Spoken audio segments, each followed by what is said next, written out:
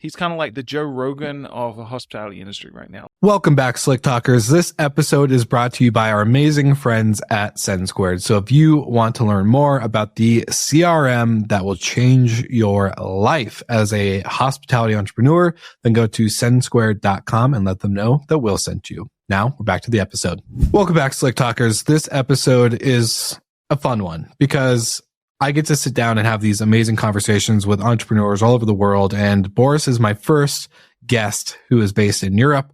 And in this episode, we discuss what he's been building at Flataway and how Flataway envisions moving forward in the industry of independent and book direct movements. Boris scaled his property management company from 0 to 700, sold it, and now has been working on Flataway. And Flataway basically has reimagined how OTAs or other channels can create independence for the operator, save the guest money, and also maintain some income themselves, which is a whole fun strategy that we get to talk about later in this episode. Now, without further ado, welcome my guest, Boris Pavlov.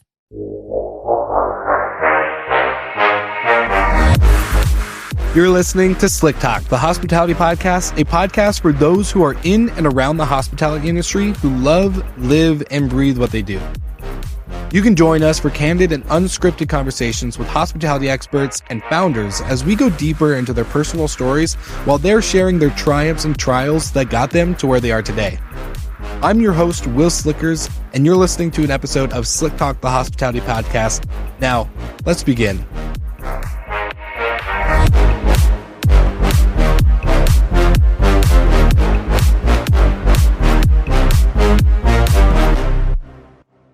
All right, Boris Pavlov, welcome to Slick Talk. This is a long time in the making as I'm such a fan after hearing you on Good Morning Hospitality. So welcome to the show, my friend. How are you doing? Thank you so much. Super excited to be here. Doing great. Another day of finishing pretty hard work starting at 5 o'clock in the morning. But that's how it is when you have a newborn in the house. But very excited to be on the show. I've been waiting all day for this. Well, I was going to say, for listeners who aren't watching the video version, Boris has a brand new clean cut from the barber. So he got it just for the podcast, just for you. So if you're not watching the show, you should go watch the show to appreciate Boris's slick haircut. So Boris, I love that you mentioned having a 2-month-old because I think this is a perfect segue for us to, one, kind of hear a little bit more about your story, because from what I know, based on our discovery call together, you're a man of many businesses and ventures. You basically left your banking finance job, going into entrepreneurship, creating Flataway, on the board of a property management company that you sold, plus, the list goes on. You hosted your own scale rentals event in, remind me, where did you guys host this event? It was some part of Europe. There's so many of them now that I'm trying to keep track. Yeah, it was in my hometown in Sofia, Bulgaria.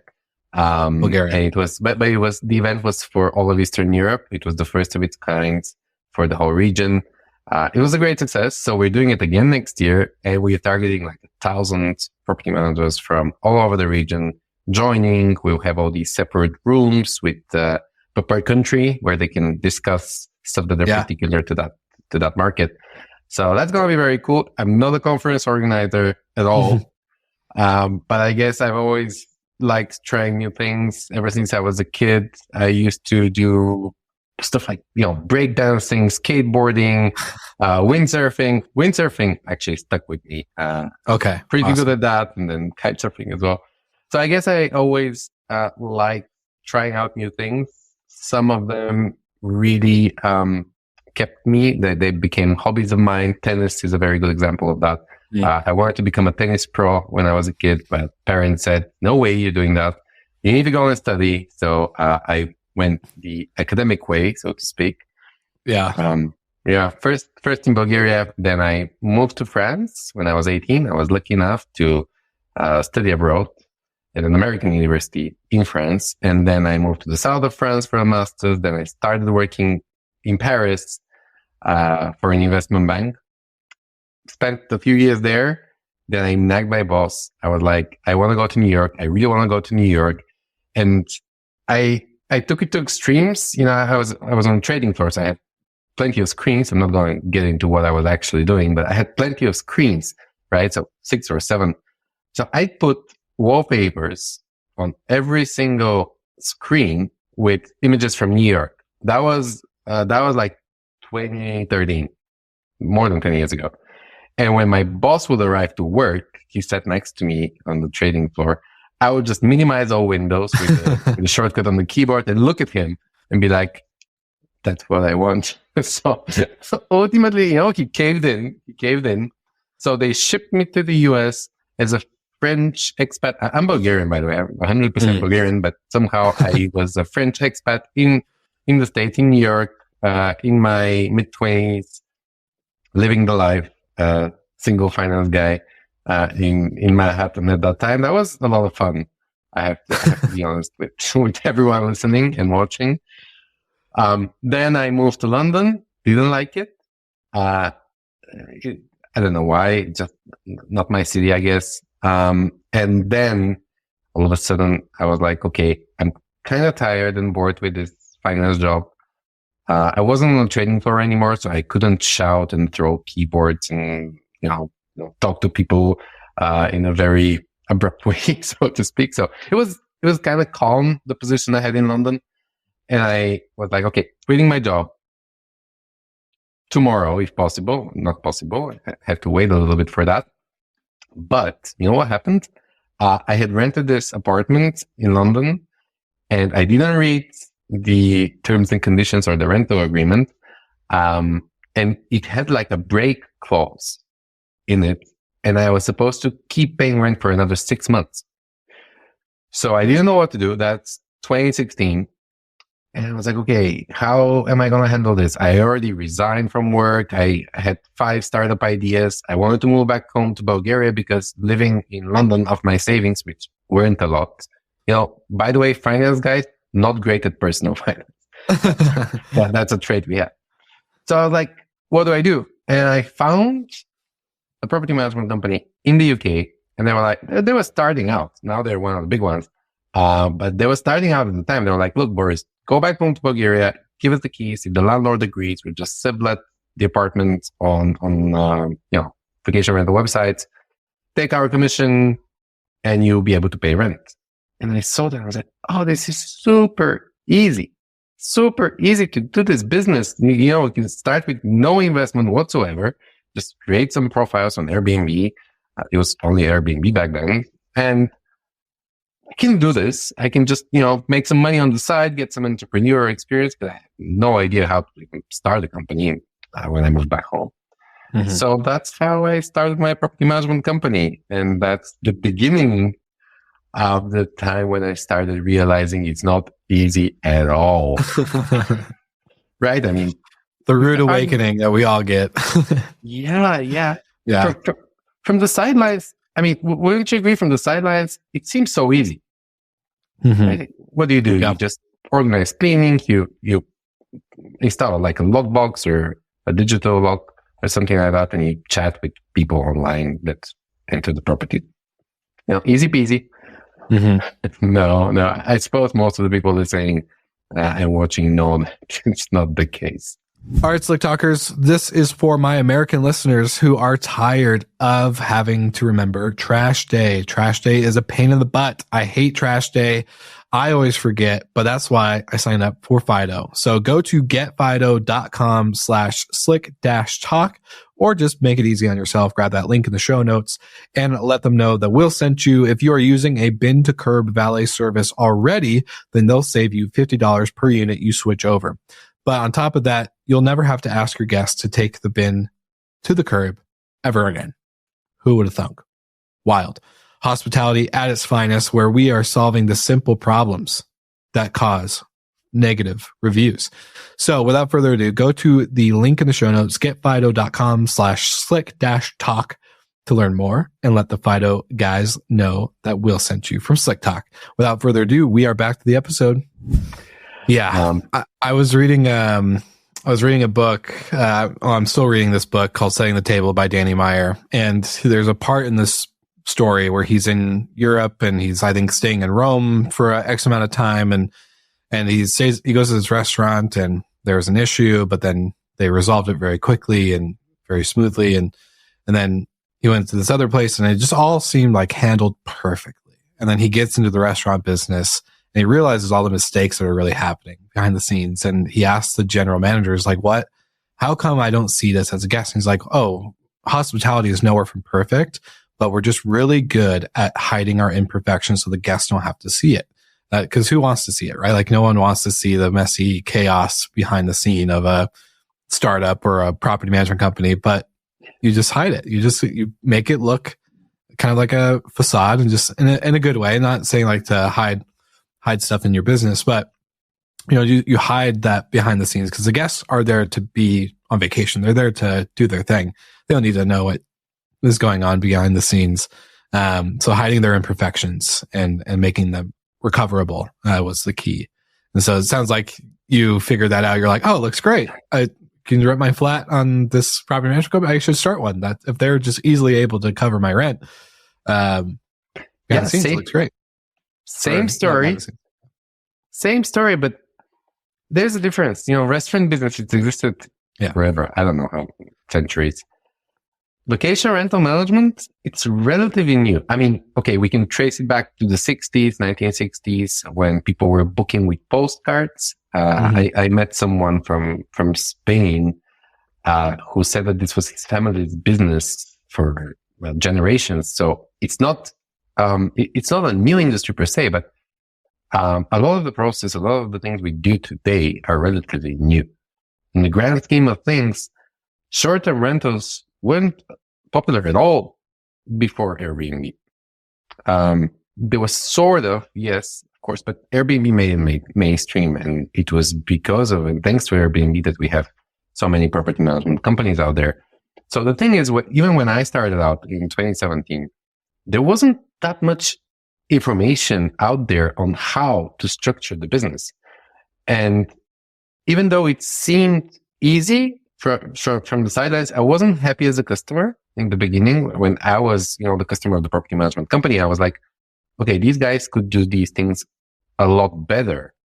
But then when I became the property manager, I realized that I wasn't wrong as a customer. I demanded stuff that should have been done, but I didn't have the understanding of how difficult it is to structure processes, especially when your business, as it grows, these processes need to evolve and adapt, and you're constantly either overstaffed or understaffed. I don't remember a single time when I felt, okay, the business is now appropriately staffed. We have enough, just the right amount of people. And consider this, I scaled it from 0 to close to 700 properties. From one little tiny studio in Sofia to 700 properties across 14 different submarkets in Bulgaria and Romania, in 2 countries. So at every single step of the way, you encounter new challenges. And what's great about what you're doing, Will, yourself with the show, and what a lot of people in the industry are doing, we're all giving our experience, giving our knowledge, giving our know-how, tools and everything to help others not make the same mistakes we did in the past. That didn't exist in 2017. I didn't go to any shows or any conferences, let alone in Eastern Europe. I mean, that's a new thing. Yeah. But I didn't know these existed back in the day. So I had to figure out stuff on my own. So in a sense, it's probably easier for startup vacation rental management company these days because there's so much knowledge out there. For sure. At the same time, so much competition, right? Yeah. My company was technically one of the first in the country. Now, I don't know how many they are. And also something you and I discussed in our pre-chat is that it's yes, maybe it's easier to get started or to have the resources available to kind of pick what model you want to go down. But with the technology landscape and data and AI now, it's actually getting somewhat harder and more costly to start a brand like this, taking care of guests, creating moments, curating, good returns for owners, etc. Right? Like there's a lot in it now, and to the point of like middlemen and OTAs getting bigger and taking bigger share of the pie. And it actually almost kind of grew too fast, I would say, maybe. Yeah, because it's a big market. And when you have a large market, like vacation rentals, I don't know how big it is. Some people say it's 100 billion, others say it's 130 or 40 billion, but it's in the probably around 100 billion. Okay, whatever. Mm-hmm. So when you have this huge market and a relatively new industry, you attract a lot of players. Now, the problem is everyone is trying to solve the same problem with similar tools.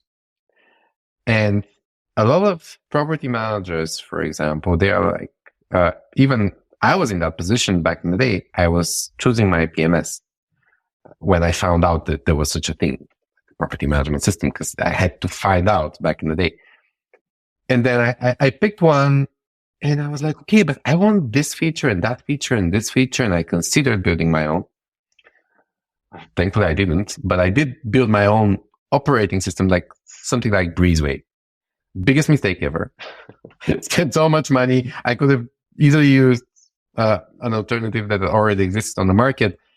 But because as a property manager, I felt like my processes were unique. My brand was unique. I wanted a unique solution that fits my preferences. So back in the day, a lot of people in my position started building out these property management systems that fit exactly their preferences, requirements, and processes. And then they realized, oh, I have this product here. I can just sell it to other property managers. And that's how we ended up with, I don't know. Will, do you have any idea how many property management systems are out there? A lot. Andrew Kitchell and I worked on a kind of like a roadmap or a category chart of all the different technology sectors in our industry. And the property management sector was the biggest one in terms of the amount of companies inside of it. And then I think shortly following was, things like pricing tools and Breezeway softwares or communications, digital guidebooks is a huge, or like ancillary revenue type situations. But yeah, it's extensive. It's an extensive list. And that's not even getting into the ones that are like hotel and a vacation rental focus. It's quite competitive. It is, and that's becoming a problem today. Not a problem for the property managers that much, but a problem for all these companies. And truth be told, I'm a little bit worried what's going to happen because, I spent 14 hours and 30 minutes, exactly 14 hours and 30 minutes, with an AI. Disclaimer, I don't code. I code on VBA. If you've heard about VBA, it's Excel's coding language, and HTML back in the day, but I'm not a coder, I'm not a developer myself. So with very, very little knowledge, in 14 hours, I built an entire SaaS invoicing tool for property managers. 14 hours and 30 minutes. I clocked it because I wanted to see how much time it's going to take me. And then the property management company I saw, they signed up, they started using it as a user. And it's working and it's perfect and it's free. So, I mean, if we consider that this is happening, I think any property manager, when they find out that they can build stuff like that on their own, they will start doing it. But the only thing missing the missing piece of the puzzle is the integrations with the channels, right? So a couple of years ago, if you had asked me which is more in danger, the property management system or the channel manager, I would have said, the channel managers, because all property management systems are building their own internal channel managers. Right now, I'm not so sure anymore because you can technically, if you have the integrations, the channels, you can build everything else with AI and it's not very difficult. You don't need too much, how should I put it? Like too much technical expertise. You need a little, but give it 6 months to a year. It's a problem. So where do we go from here? That's the big question. With all these companies that you try to map out, I'm sure that there's going to be a lot of consolidation because now it's going to be, there's no more tech moat. There's no more technological advantage. So it's going to be about who has the largest market share and who can maintain the largest market share and have little churn. But anyway, that's going into some projections that, I'm not so sure our property management partners at property management systems, partners, PMS system partners are going to be happy about me saying that, but I mean, it's the truth. We got to open our eyes to what's happening. Any SaaS tool out there is just in danger today. So very exciting times. All right, Slick Talkers, this episode is brought to you by our friends at Hostfully. If you are looking to grow and scale your property management company, whether you are in North America or Europe, it doesn't matter. Hostfully is the #1 property management software that you can use to streamline your business, to connect to the best channels and to the other marketplace of other vendors where you need to have task management, dynamic pricing, all the fun things, right? Am I right? Am I right? Anyways, without further ado, Hostfully is taking care of our amazing Slick Talkers who use the code HFM300 for $300 off your onboarding. If you're curious to learn more about the Hostfully product, then go grab a link in the show notes, grab some time with our man Frank, and he will take great care of you. Let them know that we'll send you from Slick Talk, and we are back to the episode. Yeah, well, it opens up the door, so I want to give the listeners an opportunity to hear from you directly, but you've clearly outlined the amount of stuff you've done, right? So 0 to 700, that's no small feat in any means. I would say 0 to 100 is incredible. So 0 to 700 is like phenomenal. For building a property management company, selling it, you're on the board of a bunch of different associations. You hosted your own conference under the Scale brand. You've built your own AI tech-enabled invoicing tool. Well, not AI, but you built it through AI. And so now you add a 2-month-old to the house for you and your wife having this. So one question I have for you, how are you balancing the amount of stuff that you're doing on top of the personal life and becoming a father? And then 2, when it comes, actually, I'm going to save that question for, let's talk. How are you balancing all of this? You're a man of many businesses and many ventures. So I'm very curious.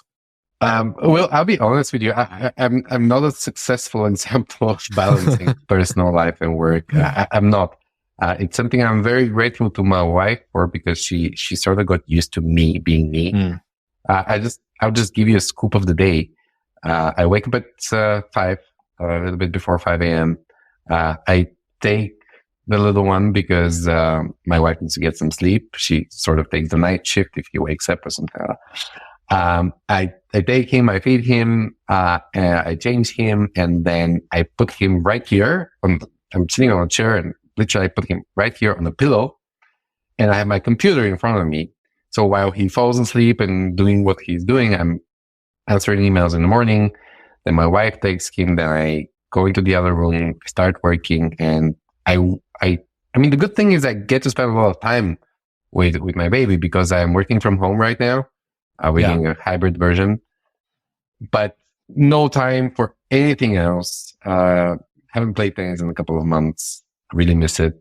No time to go out with friends, unfortunately, unless grandma is here to cover for us, so we can go out for a couple of hours. It's quite tough, but when you love what you're doing, when you see so much opportunity out there that you just want to seize, I keep getting ideas every single day about stuff we can do.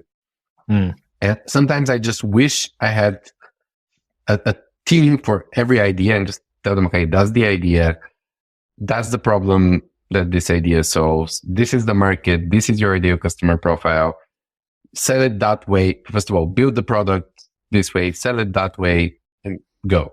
So that's how I ended up thinking over the course of the years. And that's who I am. So I guess my wife accepted this fact. It has pros and cons. Yeah, she had to. It has pros and cons. I'm a technically stay-at-home dad. I'm at home most of the time, so I help out a lot with the baby. And a lot of people who have a regular job, 9 to 6, that have to go to the office, they don't get to do that. Or maybe they get to do that for a couple of weeks, but I get to do that every day. But I also, on a Saturday and Sunday, it's the same schedule. You know, I still get up at 5 in the morning. I still go on my computer right after I take care of the kids. So it's every day. It's every day. And it's been like that ever since I sold the property management company. You know, most people, they think, most entrepreneurs, they envision this day when they do their first exit. Yeah. And it's, you know, it's a successful exit. It was a successful exit in our case. And they're like, yeah, and I'm going to take so much time off. I'm going to go to the beach. I'm going to relax. I'm going to chill. I'm going to throw away my phone because I can buy a new one if I wanted to. I have money. Yeah, no, that's not what happened at all. Not at all. I just had Christmas holidays because we had already started iterating with Flataway, which is the dream. So the property management company, now in hindsight, it was more of a step. Maybe a step towards a dream, because means to an end has like a connotation where things are finished. And I've never been done with the vacation rentals industry. I just love it. I genuinely love it. Not because of rentals, money, because of the people.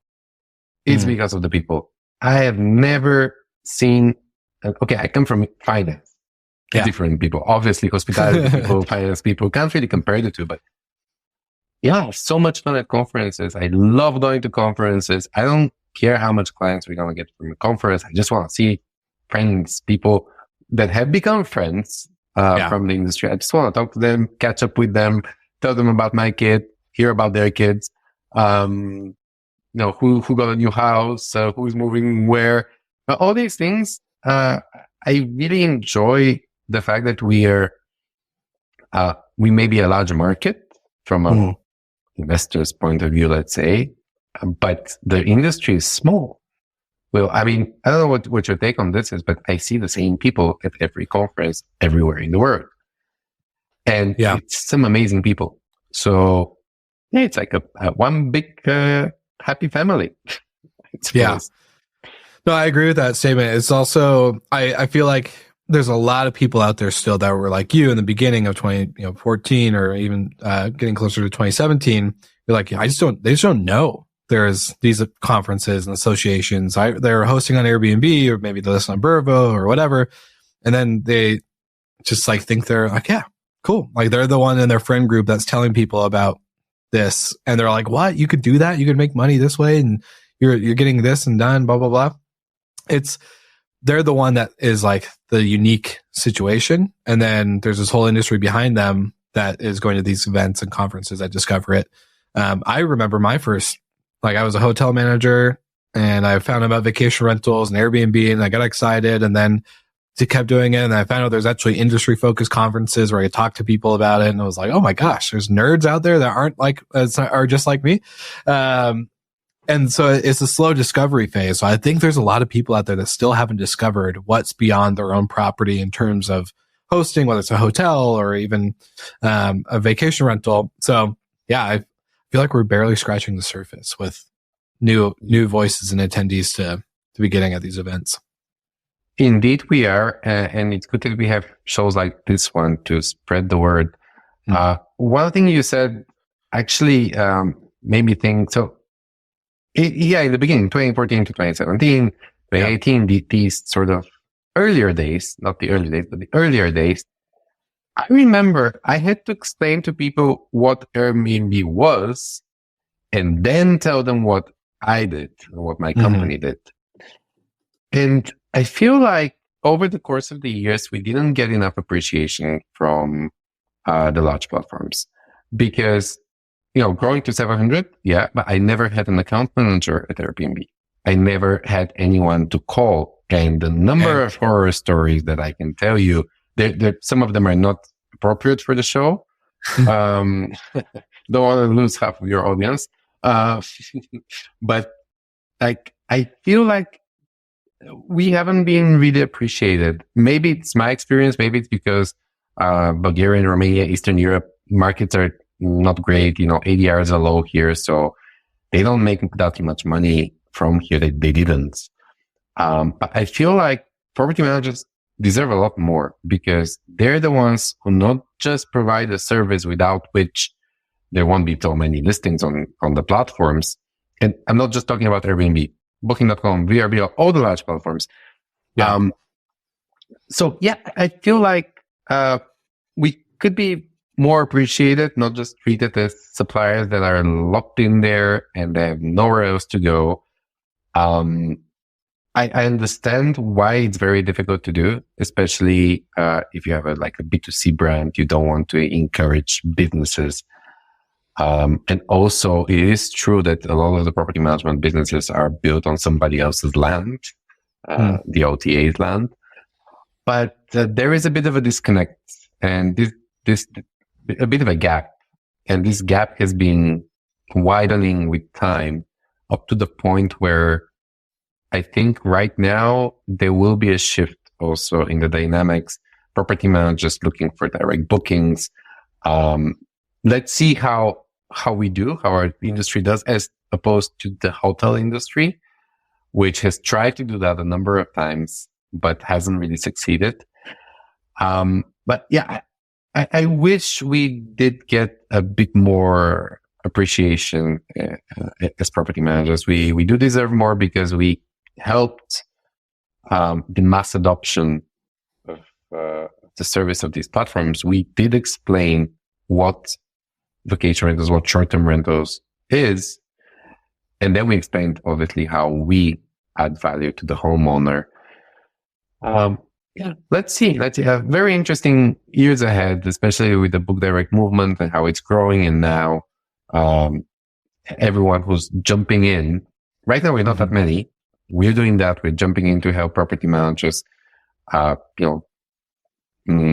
let's say reduce their dependence on large platforms. But there's also other, I hope other companies that are also going to jump in and help. So let's see where this takes us. Let's see if vacation rentals do better than hotels.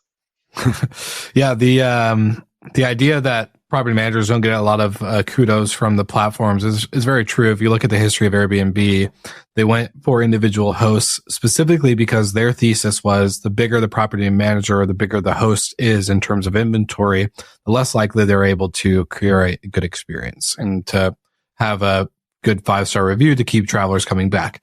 In reality, individual hosts can't really scale without becoming a property manager. And so they're fighting for onesie twosies, one person here, one person there to get one house, maybe 3 houses, versus Boris with 700. It's a very different approach, but that again still is what kind of differentiated them in the beginning, right? To be host focused rather than whole home type situation. So the shared space. It's very interesting, but one of the things that I wanted to kind of queue up for you on this episode based on our pre-chat was actually wanted to ask you your opinion on Book Direct itself, because I think, Damien Sheridan and I have talked about this, and he and I met, right before COVID. And I think we see and saw how big these OTAs were getting. And then COVID accelerated it, I think, pretty significantly. And now we're in another kind of era and phase where they're getting even more and more control / bigger slice of the pie rather than making the pie bigger itself. So I want to know, what's your perspective on Book Direct? It's getting harder and harder to fight off. So it's like, where do we stand? I love the energy that this movement has. Mm-hmm. It's great energy. Unfortunately, as it is today, it's not going to work. It just doesn't work because there is a fundamental problem. And it's not something that can easily be solved. That's what we're working on right now. It's the fact that property managers are local businesses. How many property managers do you have with more than 500 properties in different locations? Not that many. I would bet that it's less than 200 in the world, or 300. They're local. Even large ones, Guest Ready, House, these guys, and they have a couple of thousand properties, 5,000-6,000 properties, but they don't have properties everywhere. So the fundamental problem of Book Direct is that you cannot offer travelers what they really want. You cannot retain a customer because you don't have the supply everywhere. So a traveler doesn't necessarily want to go to a different website every time they're booking. When they have an AI agent doing that for them, yeah, sure, but AI agents doing bookings, that's a bit it's going to be a bit complicated. I don't know how many people are going to use it. After all, part of the joy in traveling is picking the place where you're going to be. So anyway, what I mean to say is we have the following situation. We pay a bunch of money to the OTA to give it to get as a customer. Then we try and convert that customer by telling them, hey, next time book on my direct booking website. And that traveler, if they're happy with the experience, sure, they'll take a look at your website. But if you have 50 properties in one town that this traveler is not, going to every month, no, they're going to forget. When they come back in 2 years' time, they're going to forget because you just don't have the supply. You just don't have the value that they require to use you as a channel. So what's going to happen next, and it's not just us, I'm pretty sure others are working on it. I don't know who, but others are working on it for sure. So we are solving that problem by adding supply from a network into individual direct booking websites seamlessly, in hopes that this will give property managers the ability to retain customers. You can be the best property manager in the world. You can provide the best service, spotless apartment, amazing, true hospitality, and then you still cannot keep the guests because you cannot have that offering everywhere. And that's what it takes. That's why the customer, when they check out, they go back to the large platform. So once the supply issue is solved, and that's a multi-layer issue because it's not just like you can plug supply anywhere. You need integrations with all these property management systems. You need to unify the supply and then you plug it. So it's pretty technically complex. But once we solve that, once we enable property managers, I'll give you an example. You're a property manager in Marbella. You have 20 beautiful beachfront villas. Truth be told, I still haven't been to Marbella. I don't know if there are beachfront villas there, but I suppose they are. And I mean, yeah, they're amazing. You do an amazing job. You're in the high market segment, luxury, etc. You have this, even if it's beautiful, the website, and let's face it, 90% of property managers' websites are not beautiful. They're very, very bad WordPress websites that are broken. Even if it's beautiful, you still have 20 and they're only in Marbella. Imagine you can get 800 other beachfront luxury villas from all across the Mediterranean coast in the click of a button. And then you sell this.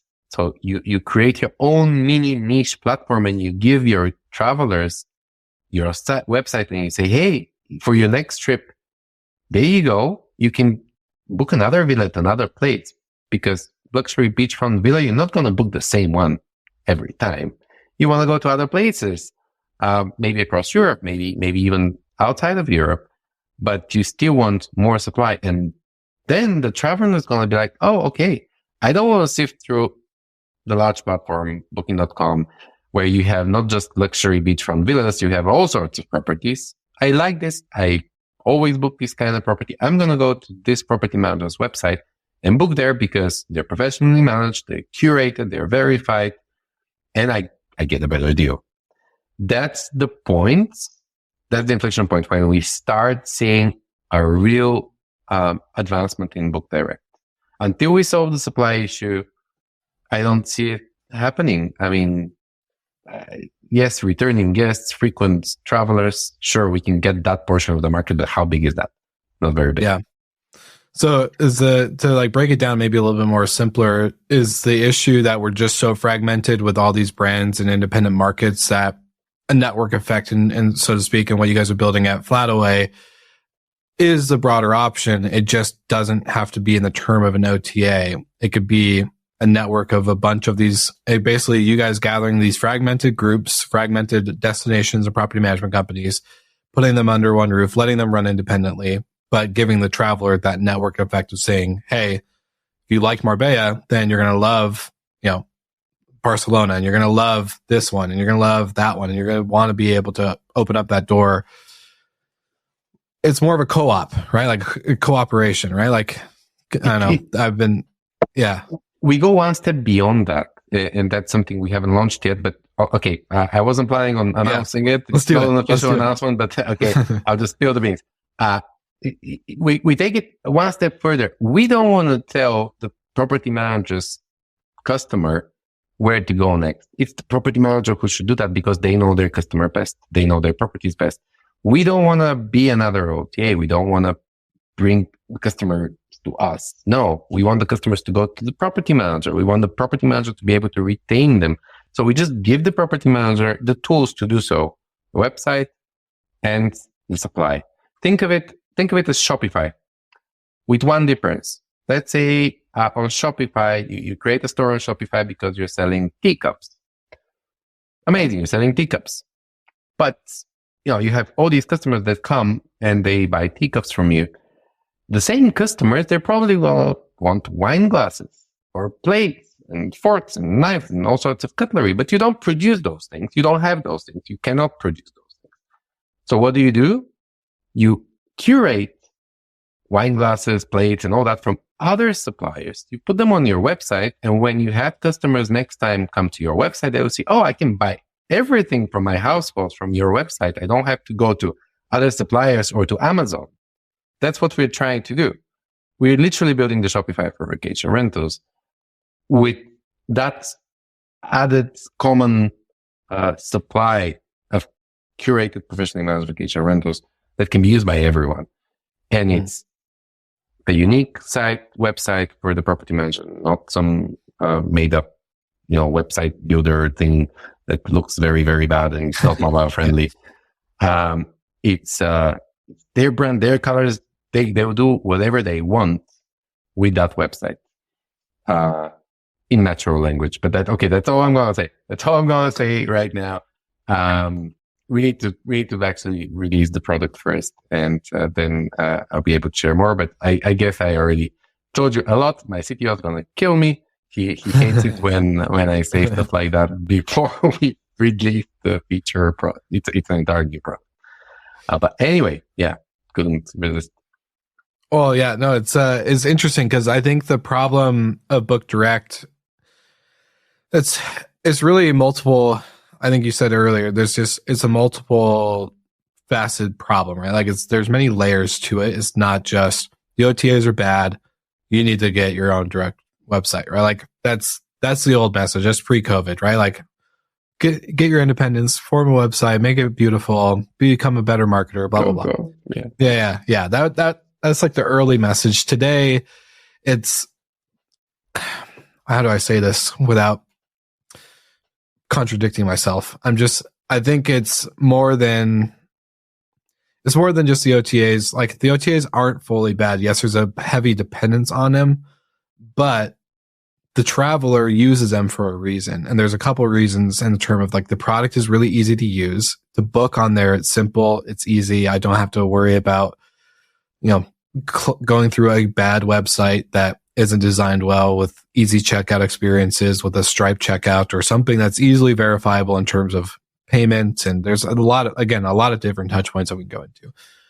But, there's also $16 billion behind those OTAs in terms of marketing dollars, which you can't compete with no matter how much marketing and SEO and ever you want to do. And then it's all, I think like what you said, it comes down to scale. The Marriott exists because they're everywhere. Recreation Rentals, which was my former company, only exists in 3 states, right? Like that's about all you got. And the value, like you said, is limited when you are smaller and growing, and it takes time to get to that point. So there's a lot of things against you.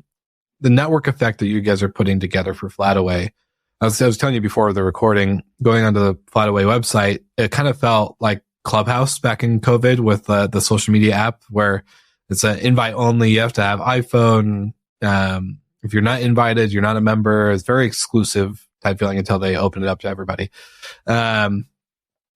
So I love the membership approach. I think it curates or it solves an issue for me that doesn't really go into direct booking, so to speak, is that you are getting the inventory that you want because anybody and everybody would just give you whatever inventory, and you get to be a little bit more exclusive with that, knowing that your travelers also are curated. It's not all travelers. So you have to find kind of that matchmaker ability Is that how you guys see yourselves being in the term of like getting inventory and then reaching the demand?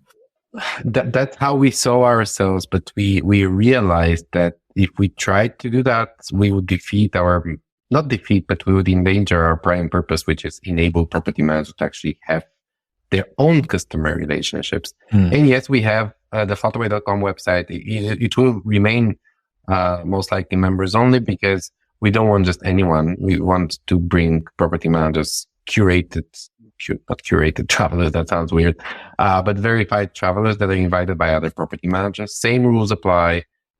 So they still make their referral fees, etc. But we're taking it a step further, and we are saying that we truly believe that each property manager knows very well who their traveler is, who their ideal traveler is, and we will just help them reach that traveler, retain that traveler, because we all know how direct booking actually works. It's not like we outbid on Google Ads or Meta or whatever.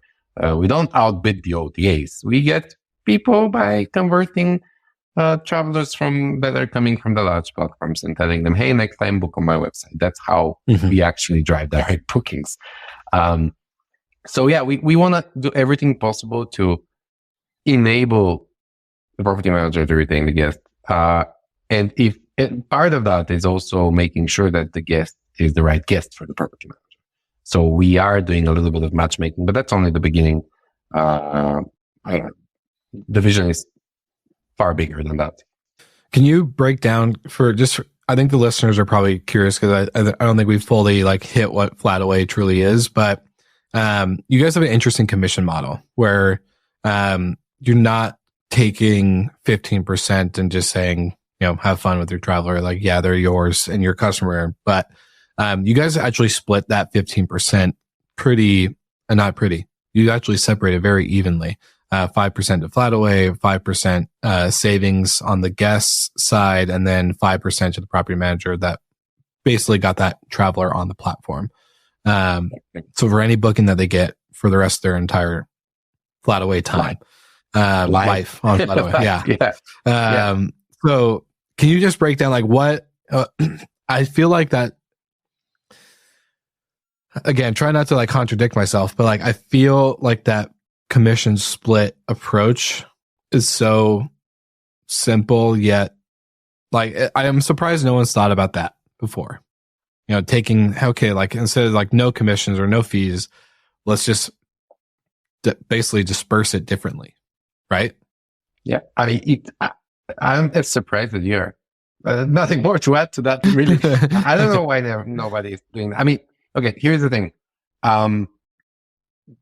It requires a lot of resources in order to attract travelers.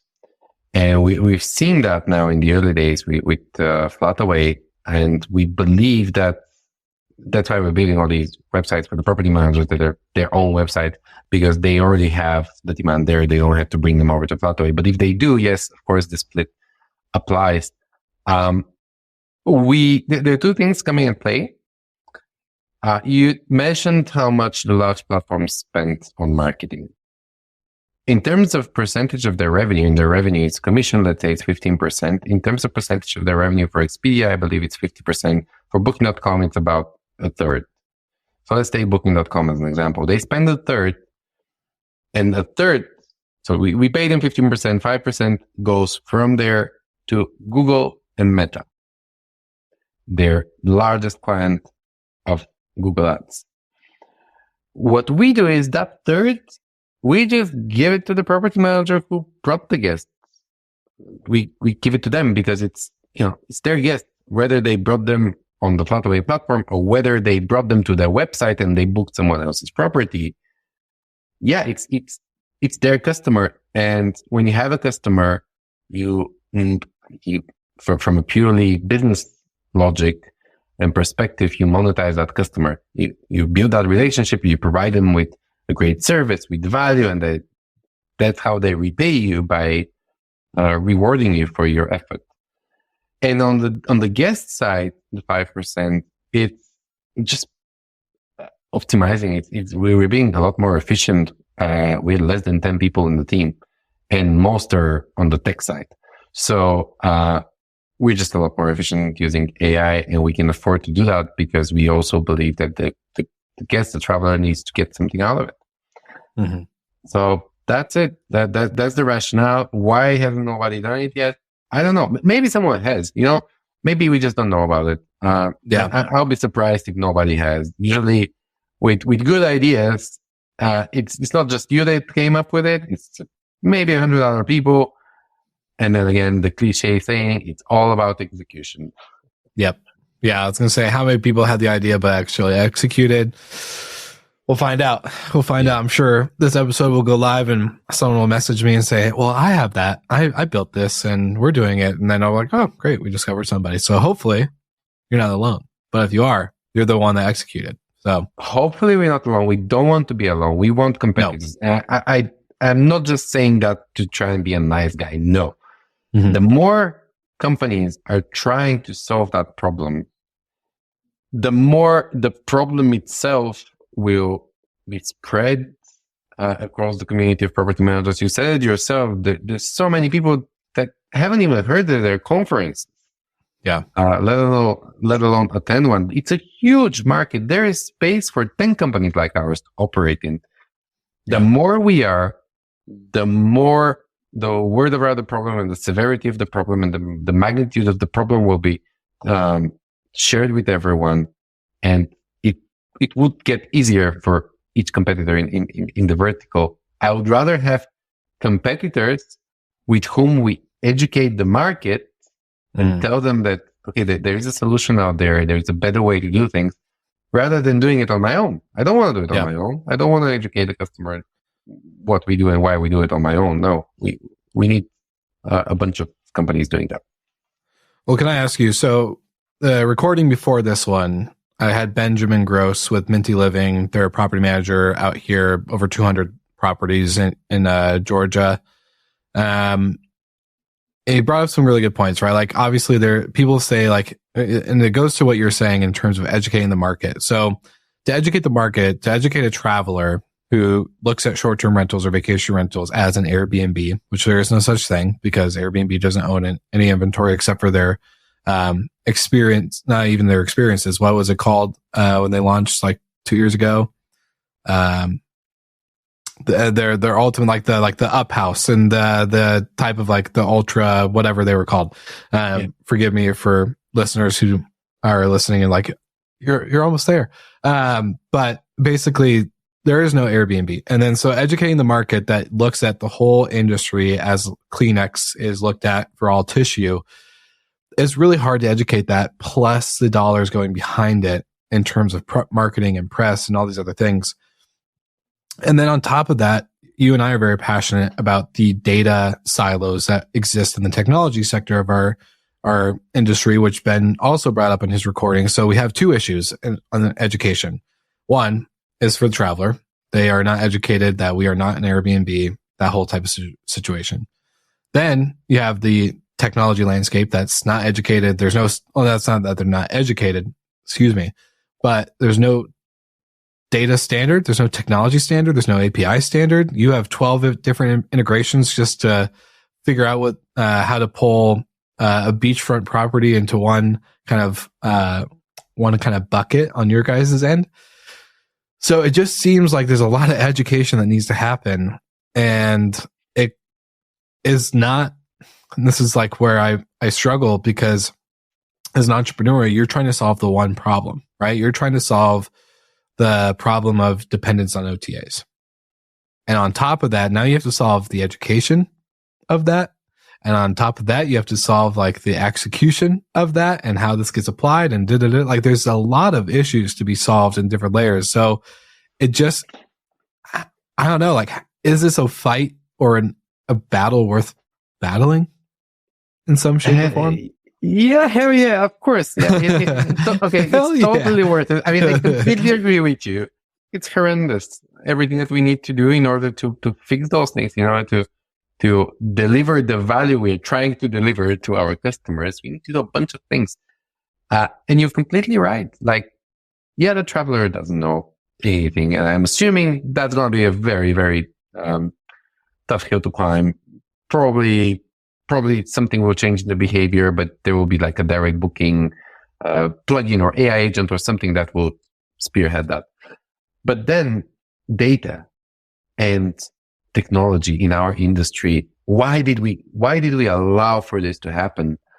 I don't know.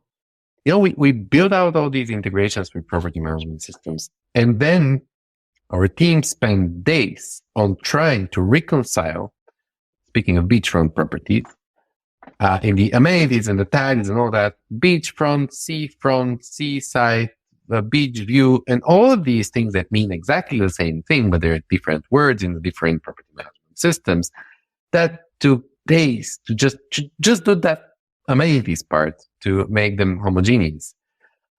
So, I mean, there's so many things with the integrations, with data sharing, with how fragmented the entire industry has become because of what we talked about earlier, how people were just like, okay, I'm going to build this tool for myself. Oh, I'm going to start selling it. And then they do a good job, they grow and they have their own thing there. They have different, especially in Europe, we have all these different property management systems that are popular in certain regions of a certain country, not even the entire country, So it's horrible. We need to fix that. And it's people like us that need to fix. Nobody's going to come and fix it for us. No. Or if they do, they're going to charge us a lot of money to fix it. So, and we don't want that. Definitely don't want that. So we're going to fix it little by little. Hopefully soon there will be a connector in the space. Here's an idea for entrepreneurs out there who are extremely techy. Try to connect everything. Take Will's mapping of the industry and try to connect everything like a Zapier. You're going to be making money. We're going to pay you. Hathaway is happy to pay you. We don't want to be building integrations. That's not what we do. Not our job. Yeah. It's worth it. For me, it's worth it. It's always going to be worth it. I just love this space. For newcomers that have not experienced the pains and sufferings of property managers, I don't know how they would take it. For anyone who's not been a property manager, trying to build a tech product in the space, there's going to be a lot of questions. Why is this way? Why is it that way? Yeah. And maybe, these will impact their motivation on, to keep trying to fix these problems. But I mean, it's worth it. If it was easy, anyone would do it. We will have these problems. Any industry has problems. It's not just us. So yeah, I mean, I'm up for the challenge, and I'm sure there's many other people from the industry that are up for it as well. Yeah, it's kind of brings me back to something we were talking about before we hit record, right? And I put a post out there on LinkedIn talking about the kind of pendulum has swung super far one way during COVID, which was cut everything at all costs. Let's get efficient. Let's AIify everything, take away humans, take away this, increase rates, increase profitability, do this, do that, which is fine. Right? Like business is business. You have to do what you have to do to survive. Post-COVID, people again are still trying to just add AI to everything, which AI has its role. I'm a big believer in AI. So I'm an advisor to an AI company. So like I believe in AI. I believe in the role it has in our industry. But we kind of have, I've just seen this pattern that we have as an industry to kind of shift too far when we need to pivot and adjust, right?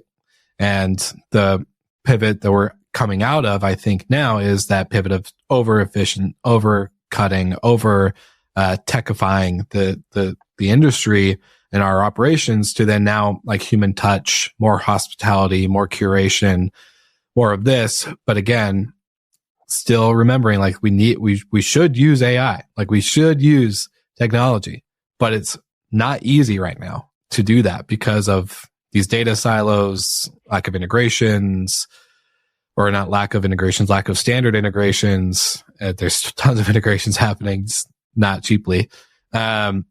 So it is kind of this like swing. Where do you think we are?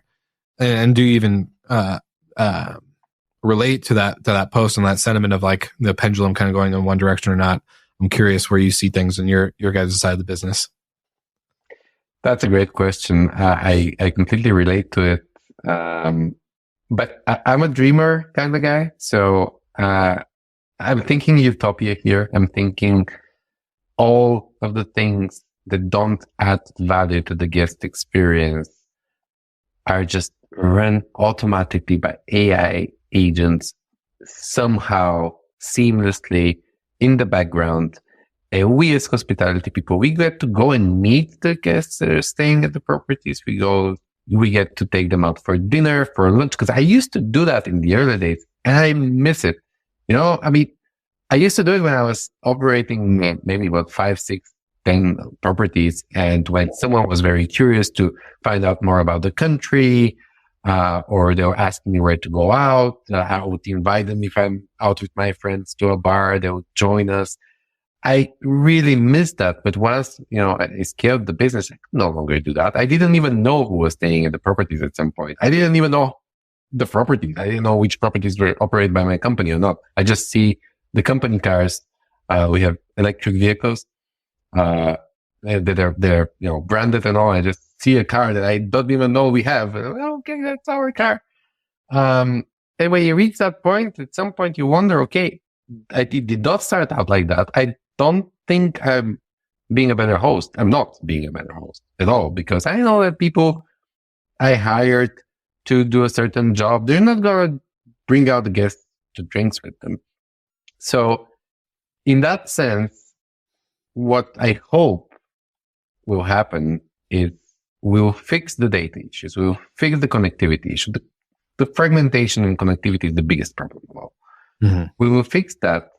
We would reduce our dependence on OTAs. Everything that doesn't add value to the guest experience directly and will be done by robots, not humans, robots driven by AI. And we get to return back to the authentic. We also discussed the word authentic, that its usage is somewhat controversial recently, but true authentic hospitality experience, like the experience you get when you go to this very old restaurant on a small island in Greece or somewhere in Italy, in agriturismo, somewhere in the middle of nowhere, and then you're greeted by the owners and they cook for you the most amazing dish in the world, and you have coffee with them.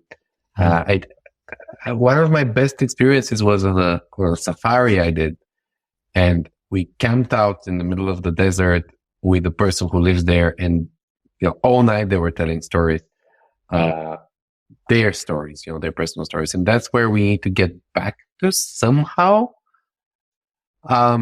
It's gonna be a long, long journey, but traveler preferences, they're also adapting, and that's what travelers will want ultimately, because if everything else is solved, you want the experience, right? Yeah.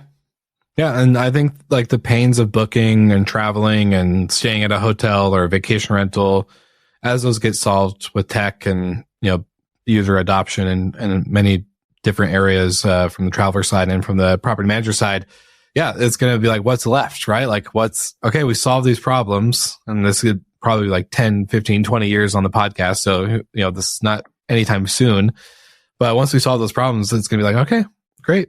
What do we have that's different, and the connection piece and the experience piece, and being able to, I want to get to the point, and this is the question I was asking my buddies, recently, is like, how I want to see the point where we get to in the industry where we create an experience company that somehow at the end of the day does provide lodging, but that's like the afterthought, right? Like lodging and a place to sleep is not what people think of when they think of this brand, right? Like they think of highly personal. I'm going to walk into this room or this hotel or this restaurant or this event, and instead of a generic welcome gift, it's a personalized custom welcome gift. I love Dr. Pepper. Instead of having a Pepsi brought in or whatever, I actually have Dr. Pepper and, Oreos. Yeah, Oreos are great, but I actually love those Nutter Butter cookies, like, by the Girl Scout cookies or whatever, right? Like whatever the highly personalized version of what we do is done, which I know personalization is also a very kind of like arbitrary word in some shape or form in this industry, but to the point where you're offering an experience that's so beyond the normal and expected that the lodging piece becomes like the afterthought. That's what I want. I want the industry to get to that point, but we'll see. So it's very, very much visionary like you, my friend. I'm very out in space a little bit. I can see that there's another dreamer. So 2 dreamers on a podcast. That's how this should be the title of this show. But I totally get it. And one thing that I noticed recently, I was reading somewhere on LinkedIn, someone referred to experiences as like, in the context of vacation rentals and travel in general, they refer to experiences as like this upsell or third-party service or auxiliary service or something like that. And obviously people got mad, and I would totally get mad.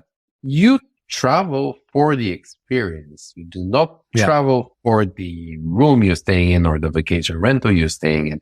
Yes, of course, the vacation rental stay is an experience in itself, but you don't travel somewhere to stay at a vacation rental. You travel somewhere to, experience that place, whether it's, just being in the city or meeting people there, or doing tours or museum visits or wine tasting or whatever you want to do.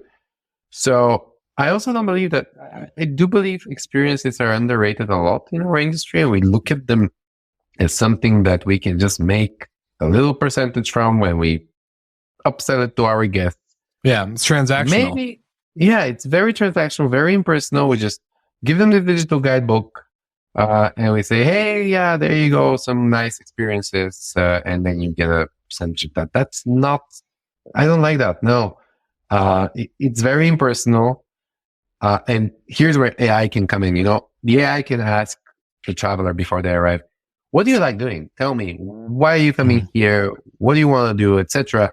And then when they say, oh, I'm a foodie, I love wine, I'm going with my wife, we left the kids at the grandma's house. And then they would just suggest the perfect experiences like a wine tour or something, and, build the whole trip around that.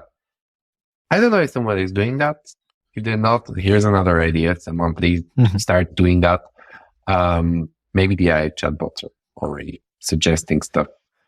But I don't know. It's coming back to that LinkedIn post. I put the line in there: the ones who believe that hospitality is not a transaction to optimize, but a relationship to honor. And I think when I look at a transaction to be optimized, yes, an upsell, like a romance package or whatever, right? Like that's a transaction to optimize. But the relationship to honor piece, it's like, I want to get to know my guests. Like I want to get to know what that special thing is that I can do that it doesn't have to involve transaction. It's just, how can I connect with you deeper? And I look at hospitality as like a pursuit of relationship. And to be pursued, if like you just break down the word pursue, it's intentional. It's something very deeply, meaningful. And relationship is a two-way street. It's a dialogue, not a monologue, right? Like me to tell you about my brand versus to have a conversation with you is very different. And so like being able to create that moment and that experience is the relationship we need to honor. I think like the transaction can be optimized as many ways as we want. AI is a great example. Hey, Boris, you and your wife are in on a weekend getaway without kids. Like we're so excited. If you want, I can, instead of going out when you guys arrive, we can have a bucket of chilled wine and, a nice charcuterie board and music playing when you enter. And that's our romance package. That's a transaction you can optimize all day. But it's a little bit personal to get that dialogue going. It's like, how many years have you guys been together? How many weekends or how many times has it gotten to the point that you guys could have a getaway? And then get that dialogue moving. So that way, when it comes to delivery of that relationship and that moment and experience, it's so personal. It's so deep. It's such a, sorry, I'm getting excited, but it's like, it's something that's just beyond what is expected. And I think that's where we need to live in the unexpected, live in the unanticipated, because that's where the magic is made. I think that's where AI cannot, take over, right? Like it can help you find those moments and curate the window of opportunity, but you still have to pull that trigger. You still have to be intentional with that. So sorry, I went on a little bit of a tangent, but it's, there's a lot of room. You're right. When we're educating these AI chatbots, and let's face it, it's inevitable. Guest communication probably going to be done by AI chatbots. That's fine. Yeah. But when we're training these models, we need to train them as hospitality professionals. We need to train them to think how they can improve the experience and how they can make it so that the person really feels cared for, the person is staying at the property. And then when this is solved and when all the operational issues are solved, I would still want to go and, meet with the guests. I can't meet all of them, obviously. Yeah.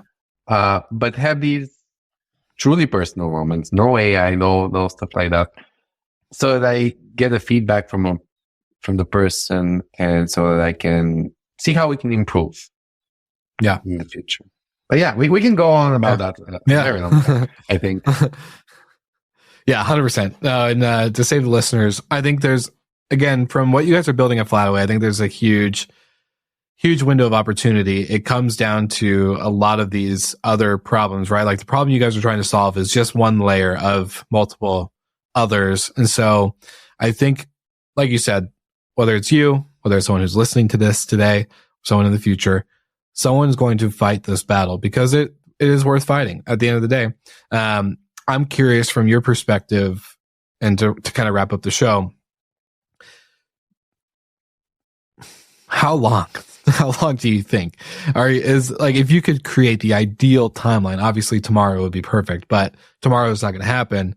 So what is a realistic shift that we can expect in the industry? Do you think it's going to take multiple? I don't know. There's just a lot of questions that go into that, but yeah.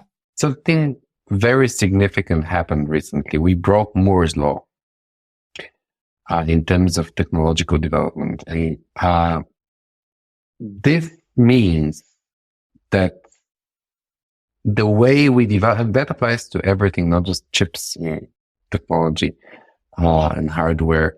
It means that right now we can grow exponentially much faster than before.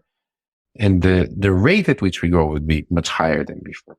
So I don't think we're looking at a timeline like, okay, 10 years down the line, direct bookings will account for 45% and we'll be super proud. No, we're talking a lot less than that. I do see that, let's say 3 to 5 years down the line, there's going to be a lot of disintermediation when it comes to personalization. So the two things are linked. Travel will get more personalized with the help of AI and with people moving back towards, okay, let's do what hospitality is really about. So travel will get more personalized, more authentic.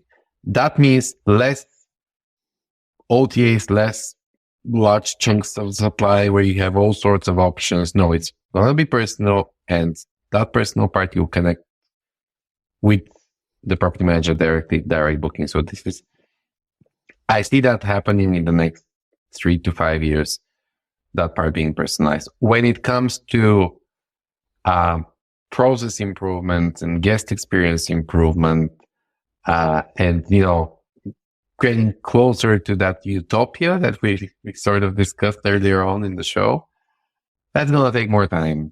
5 years to 7 years, I think. And still, if you had asked me that question 2 years ago, I would have said, we're very far off.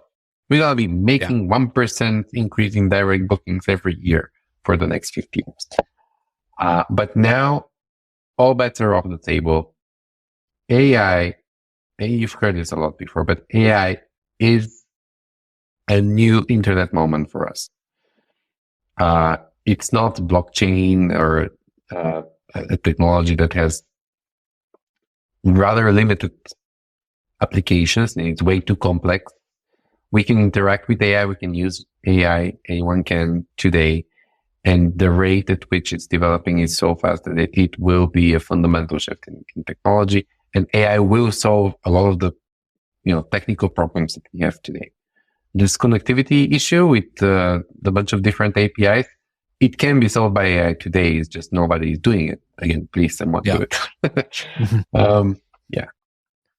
So that's it. No, it's very interesting. Well, the famous last question I love to ask my guests on the show for listeners that want to connect with you deeper beyond the podcast. What place would you send them? Obviously, we're going to link everything in the show notes, but I always want to give people the opportunity to give a shout out for where people can connect. LinkedIn, definitely LinkedIn. I stopped using Facebook and Instagram. Life changer, by the way. It completely changed my life. I earned hours. I feel like I earned hours in my life. Not that I was an active user before, but I just deleted the apps on my phone. And I noticed, the doom scrolling that we all do. Now I do it on LinkedIn. Yeah. But at least I learned stuff because I've curated my feed in a very good way. But Facebook and Instagram was no way. So LinkedIn, reach out to me. Happy to chat with anyone. Share dreams and see how we can execute them. I love it. Yeah, let's get a round table, just a bunch of listeners and people in the industry, and just chat ideas and dreams and businesses to build, problems to solve. It'd be fun. Probably derail a couple of businesses already existing, but hey, it's whatever. It's progress. That's how progress works. Yes, 100%. Well, Boris, thank you so much for jumping on. I know, like, in my head, I'm thinking we went down a lot of different rabbit holes in a lot of good ways. So I think the listeners have a lot to dissect, but I'm just thankful for the opportunity to chat. For the people that haven't heard you on Good Morning Hospitality, should go to that episode. I'll link in the show notes with you joined Leo and Sarah on our European crew over there. And it was a phenomenal episode. It's actually how I met you or discovered you. And I was like, oh my gosh, this guy Boris is so sick. So thank you so much for all you contribute to the industry. You do so much, from board members positions to scale to Flataway to so many things that you're just in the industry, so inundated. So thank you so much for all you're doing, and really excited for future conversations. Thank you, Will. I'm really flattered and honored. Thanks so much for the invite. It's been truly a pleasure. And thank you for doing what you're doing, especially in the context of educating people within our industry. It's an extremely important mission that you have, and you're helping all of us in the industry. So keep at it, please. No pressure. I'm just kidding. No pressure. No, but it's been it's been fun. It's been fun educating through conversation. So for all the slick talkers out there, make sure like and subscribe to all things Boris, Flataway, everything we've discussed. Give the same love that you show this show every single week. And like always, we'll see you on the next one.